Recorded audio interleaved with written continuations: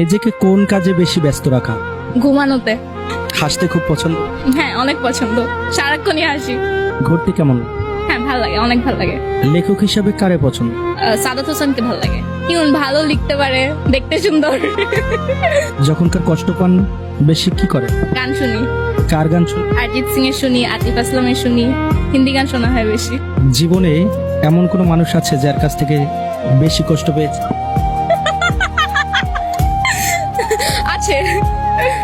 সেই মানুষটিকে বলা হয়নি এমন একটি কথা না এমন প্রতিদিন খবরের মাধ্যমে আজকে বল। না এমন কোনো কথা নেই যে বলি নাই, বলে দিছি, রাগ উঠছে বলে দিছি, ভালো লাগছে বলে দিছি। মা বাবার স্বপ্ন পূরণে আপনি কতটুকু ভূমিকা রাখতে পারেন? চেষ্টা করি সবসময় যাতে সব স্বপ্ন পূরণ করতে পারি।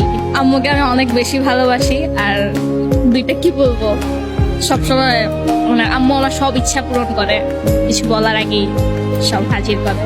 বাবাকে নিয়ে? বাবাকে অনেক বেশি ভালোবাসি। আম্মু তো অলওয়েজ থাকে, বাবাও থাকে। আম্মুর এফোর্টটা দেখা যায়, বাবার এফোর্টটা সবসময় দেখা যায় না। এত সুন্দর করে হাসেন কি বল? জানি না, আল্লাহ প্রদত্ত। হ্যাঁ হাসতে বেশি পছন্দ? হ্যাঁ, আমি সারাক্ষণ হাসি, মানে আমি আমার ফ্রেন্ড সার্কেল বলেন যেখানে থাকে অলওয়েজ আমার হাসি নিয়ে একটা কথা চলতেই থাকে। গান গান? না, আমি গান পাই না। কি পারেন? আমি যে ঘুমাইতে পারি, আর কিছু পারি না, আমার মধ্যে গুণ নাই কোনো। হ্যাঁ, মা কোন উপদেশগুলো বেশি দেয়? ক্যারিয়ার প্রতি ফোকাস থাকতে, ভালো করে পড়ালেখা করতে, এগুলাই।